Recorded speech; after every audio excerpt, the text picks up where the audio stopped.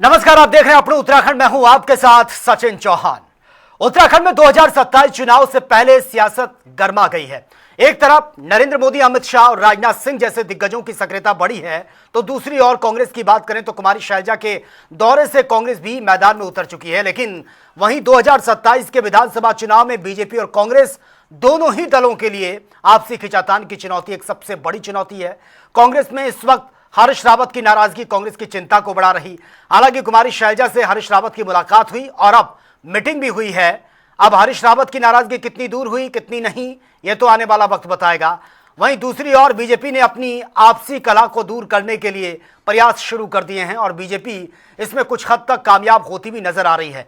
मंत्रिमंडल विस्तार हो चाहे या दायित्वों का बंटवारा, वहीं बीजेपी और कांग्रेस दोनों ही दल पार्टी की खेमेबाजी को लेकर एक दूसरे पर तंज कसते हुए भी अक्सर नजर आते हैं और 2027 में दोनों ही पार्टियां जीत का दम भी भर रही हैं।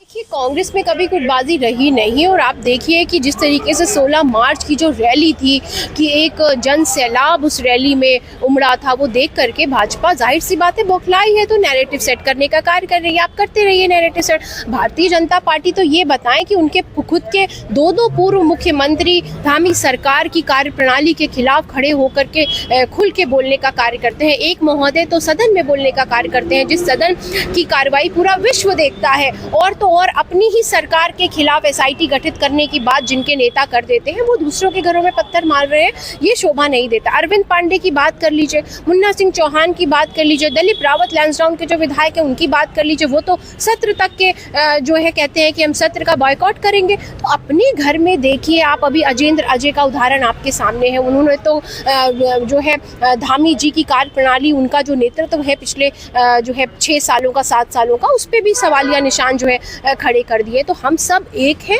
एकता के साथ चुनाव लड़ेंगे। प्रभारी जी किसी यहाँ पे कोई गुटबाजी या किसी को मनाने नहीं आई थी, वो सिर्फ और सिर्फ कार्यकर्ताओं के लिए आई थी, कार्यकर्ताओं में जोश भरने, उनसे संवाद करने, क्योंकि मनाने की जरूरत तो वहाँ होती है ना जहाँ कोई नाराजगी है।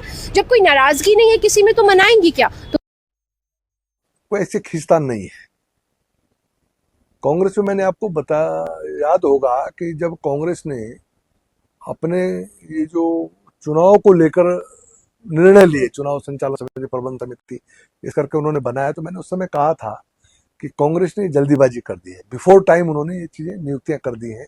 अब कांग्रेस में नेतृत्व के लिए संघर्ष बढ़ जाएगा और आज ठीक वही चीजें सामने आ रही है कि कांग्रेस में नेतृत्व का संघर्ष चल रहा है। आपस में लोग उलझे हुए हैं, कौन बड़ा नेता है ये साबित करने में एक दूसरे लोग लगे हुए हैं।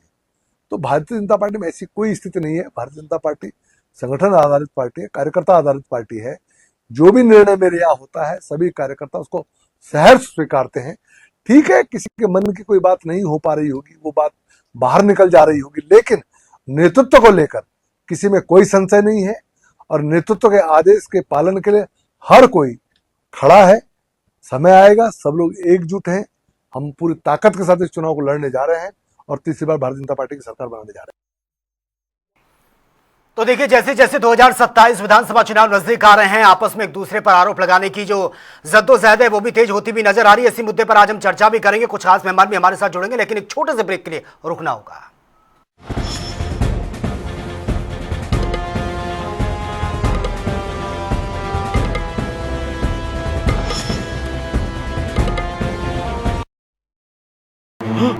क्यों, हो गया आज झूठ से सामना? कौन सा झूठ? जो इतने सालों से आपके झूठ पेस्ट ने ओरल केयर के बारे में बताया है। तो फिर सच क्या है? ट्रूथ पेस्ट पतंजलि दंत कांति, आयुर्वेद और साइंस ने मिलकर बनाया है इसे। इसकी 16 जड़ी बूटियों से मिले आपके दांतों और मसूड़ों को कंप्लीट ओरल हेल्थ का सच।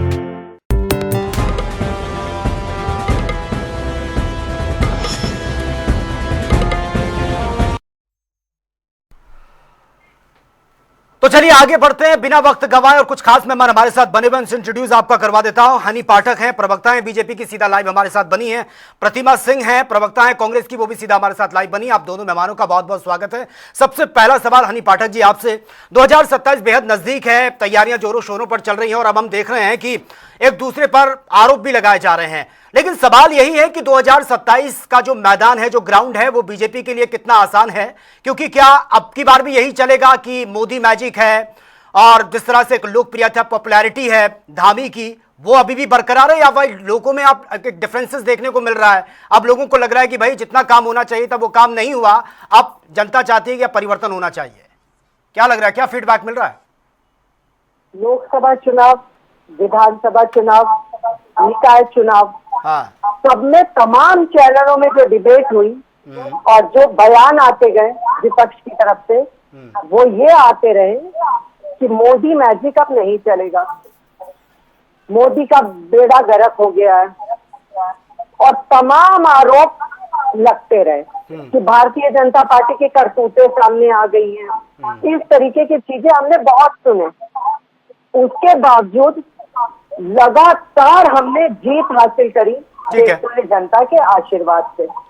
दूसरी बात मैं ये कहना चाहूंगी कि जैसे जैसे चुनाव नजदीक आते हैं वैसे वैसे इस प्रकार की बातें होती रहती हैं, और हमें कभी ये नहीं भूलना चाहिए कि उत्तराखंड एक पेंडुलम सरकार के रूप में जानी जाती थी, एक तरफ भाजपा, एक बार कांग्रेस।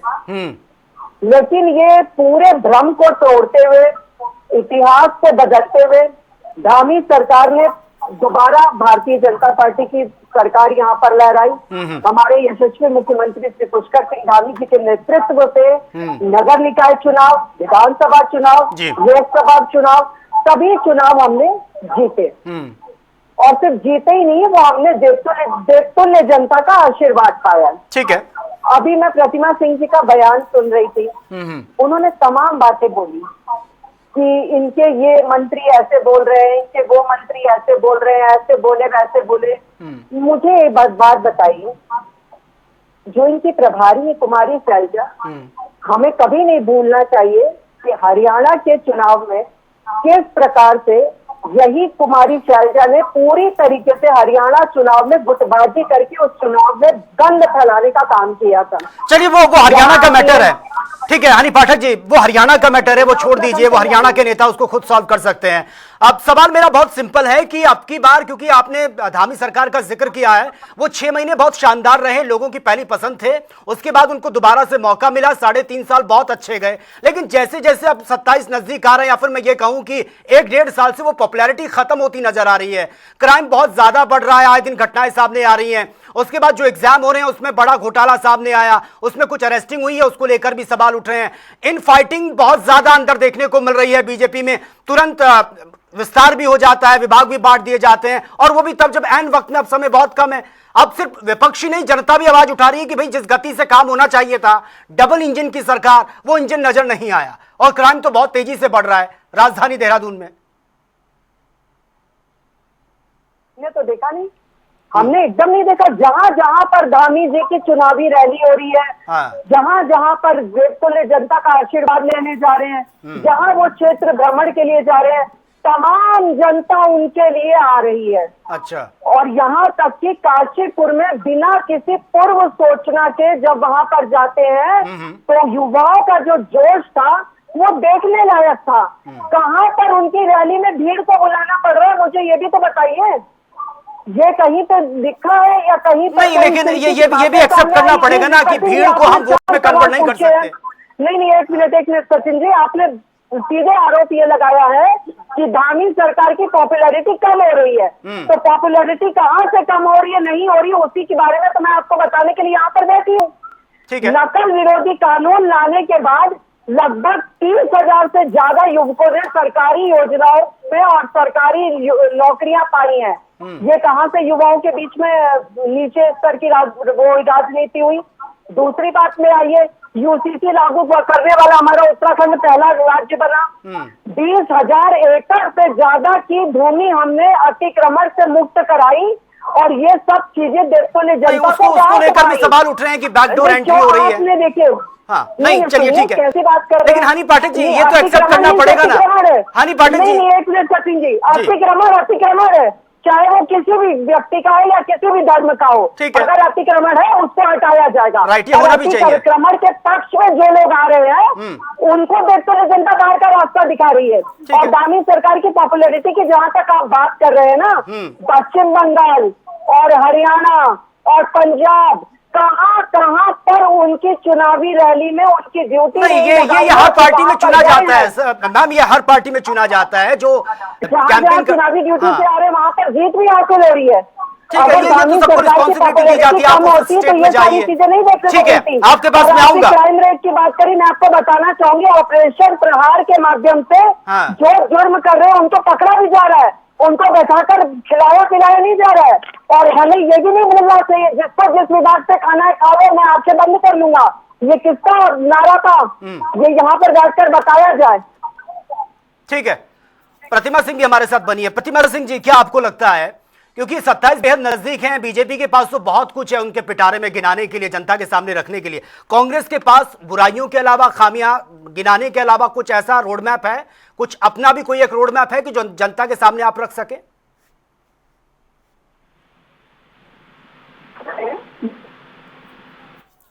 पिटारा खाली है, उस पिटारे में ध्रुवीकरण, उस पिटारे में सांप्रदायिकता, उस पिटारे में समाज को बांटने के अलावा उस पिटारे में कुछ भी जो है नहीं है, और सबके समक्ष है। 3.5 साल आपने कहा शुरू के 3.5 साल बड़े अच्छे रहे, उसके बाद पॉपुलैरिटी गिर गई। पॉपुलैरिटी थी कब?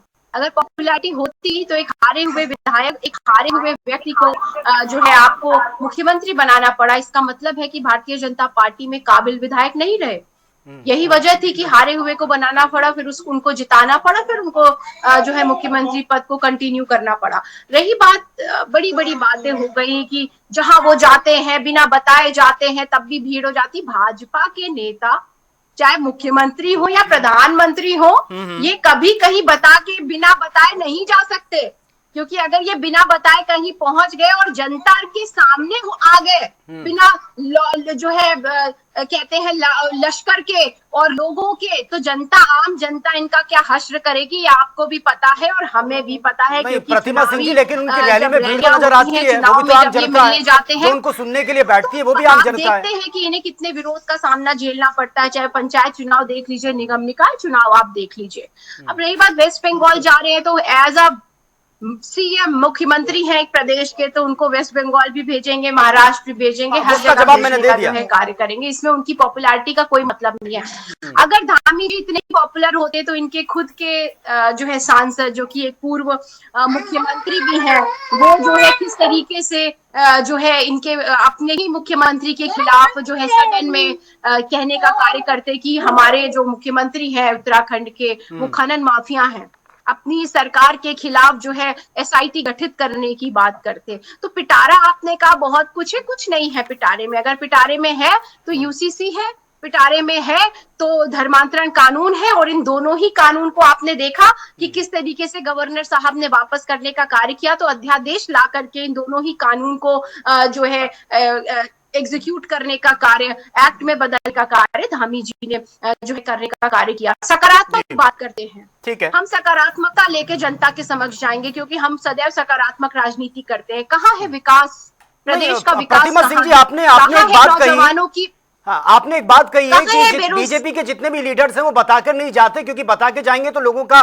विरोध का सामना करना पड़ेगा। उनकी रैलियां होती हैं, सुनने के लिए तो भीड़ नजर आती है। देखिए सचिन जी, आप मुझे टाइम दीजिए, मैं बहुत देर से वेट कर रही हूँ, और 20 सेकंड बोल के तो मैं नहीं फिर वेट करूंगी। नहीं, आपको पूरा टाइम मिलेगा।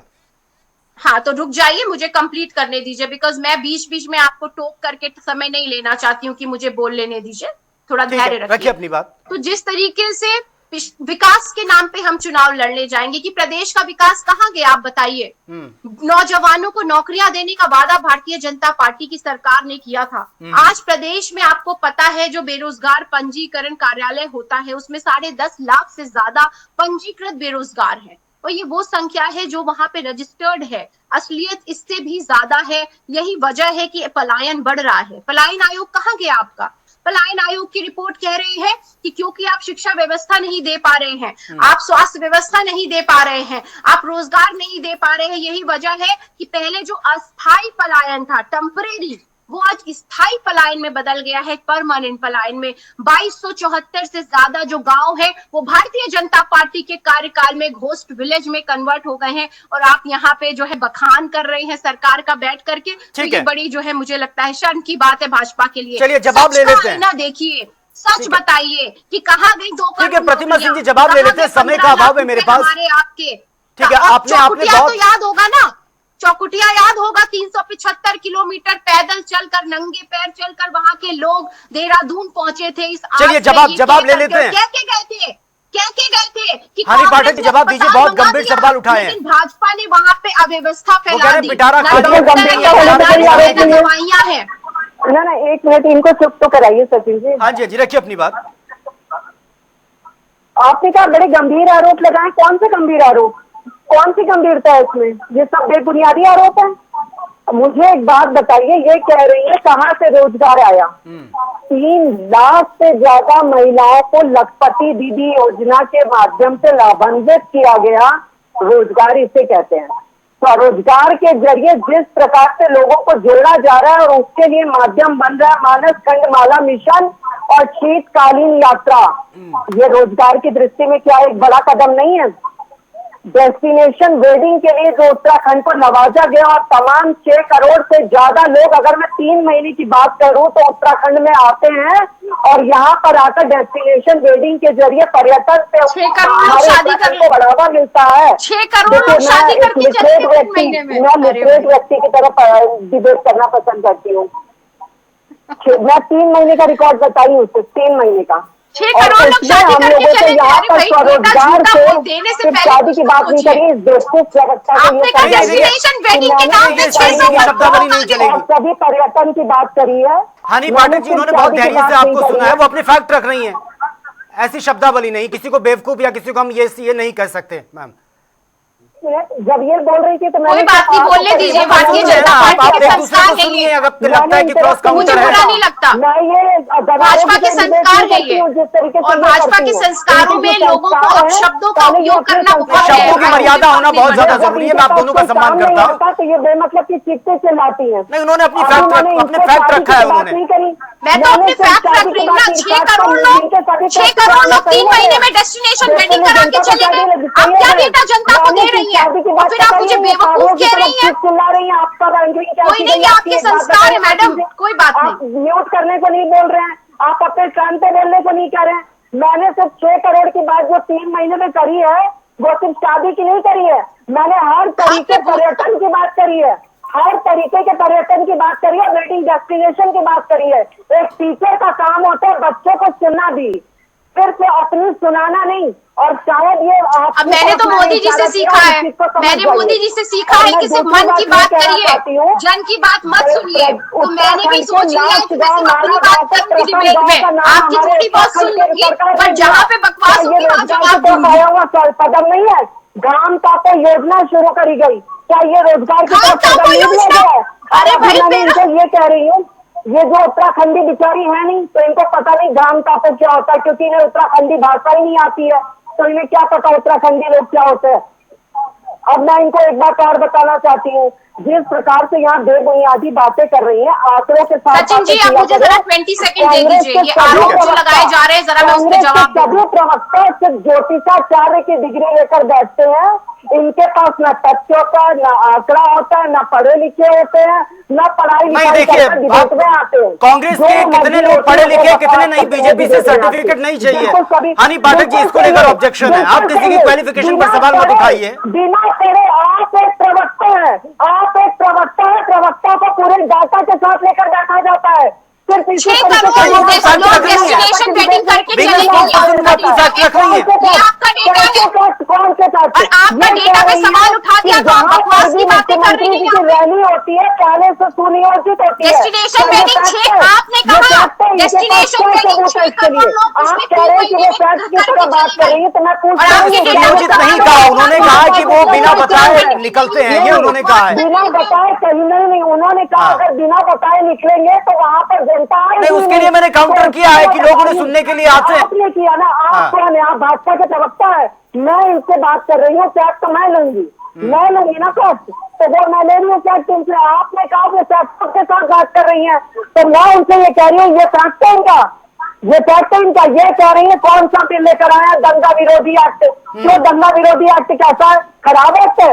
मुझे एक बात बताइए, उत्तराखंड की राजकीय संपत्ति को कोई अगर नुकसान पहुंचा रहा दंगा करके, तो उसके खिलाफ एक्ट लागू करना गलत बात हो गई है। ये कह रही है धर्मांतरण कानून लागू करके की बातें करते हैं, क्या ये फैक्ट की दृष्टि से देखा ठीक जाए? है। धर्मांतरण कानून देव भूमि में क्यों धर्म का किसी और धर्म में परिवर्तन क्यों होगा कोई? अगर इस तरीके का इन चीजों को कहीं से भी बढ़ावा नहीं मिलना उसके चाहिए। लिए कानून लागू करना क्यों? बस मैंने यही कहा, ये आपने बोला कि ये फैक्ट के साथ बात कर रही है, तो मैंने बताया कि इसके पीछे इनके पास फैक्ट क्या है। हाँ। क्या तथ्य है इनके पास? ठीक है। तथ्य है इनके पास, तभी मैंने कहा कि बिना पढ़े, बिना लिखे, बिना तथ्यों, बिना सबूतों के साथ बैठने वाले प्रवक्ता कभी नहीं होते हैं। प्रवक्ता वो चलिए, ठीक होते हैं है। जो तथ्यों के साथ बात करें। ठीक है, हनी पाठक जी सुन लेते हैं। अब आप प्रतिमा जी अपनी बात रख रही हैं। देखिए, दो बातें सचिन जी, दो बातें। अब इनके गलत फैक्ट को मैंने जवाब दे दिया, तो ये मैं अनपढ़ हो गई। मैं स्वीकार कर रही हूँ, मैं अनपढ़ हूँ, मुझे नहीं, कोई दिक्कत ठीक नहीं है, है इस बात से। सब अपनी अपनी अनपढ़ जगह आदमी भी well educated समझदार बात करी, होता है। मैंने दूसरी फैक्ट की बात करी। सर्टिफिकेट की जरूरत बिना नहीं है। किसी सबूत, बिना किसी फैक्ट, बिना किसी तथ्य को अगर आप आरोप लगाएंगे हनी तो आप पाठक जी शानदार सुनिए, उन्होंने आपको प्रवक्ता बहुत नहीं सही करेंगे। सुना है। सुनिए, नहीं हनी पाठक जी नहीं सुन किया। लीजिए। शुरुआत में ही उन्होंने काउंटर किया था, तब आपने उनको नहीं कहा प्रतिभा जी आप सुन नहीं, लीजिए। हनी पाठक जी मैंने बोल दिया कि किसी को किसी सर्टिफिकेट की जरूरत नहीं है। अब आप शांति से बैठ के मेरी इसका बात जवाब सुनिए। सत्तर से ही दिया जाता है सचिन अरे जी। मैं जब आपके मुंह इन्होंने पे पत्थर इंटरप्ट दूंगी, किया आप क्यों तो परेशान है? शुरुआत सुनिए में मेरी मैं भी इंटरप्ट करूंगी। जब मैं ये पत्थर मेरे दे रही हूँ क्वेश्चन में अभी काउंटर कर रही थी मैं तो पत्थर अब दे मेरा रही हूँ काउंटर अभी करने का टर्न है। मैंने दंगा विरोधी कानून अगर की बात ये की ही नहीं। सोचे कि इनकी मैंने बातें धर्मांतरण मैं की बात शांति करी से और सुनूं तो UCC की इनको भी बात धीरज करी। रखना ये पड़ेगा। दो कानून अगर ये इतने धीरज अच्छे की होते परिभाषा नहीं तो जानती है गवर्नर तो फिर साहब मैं भी ने इंटरप्ट ठीक है, करना समय का चाहूंगी। अभाव है मेरे पास, सार्थक बहस होनी चाहिए। ठीक है, प्रतिमा जी अपनी बात रखिए आप बहुत शॉर्टली, समय का अभाव है मेरे पास। मुझे इनकी बात का जवाब। दूसरी बात, आपने मेरे ऊपर पर्सनल कटाक्ष किया। आपको मैंने अपना बर्थ सर्टिफिकेट भेजा था कि मैं पर्सनली अटैक नहीं किया मैंने।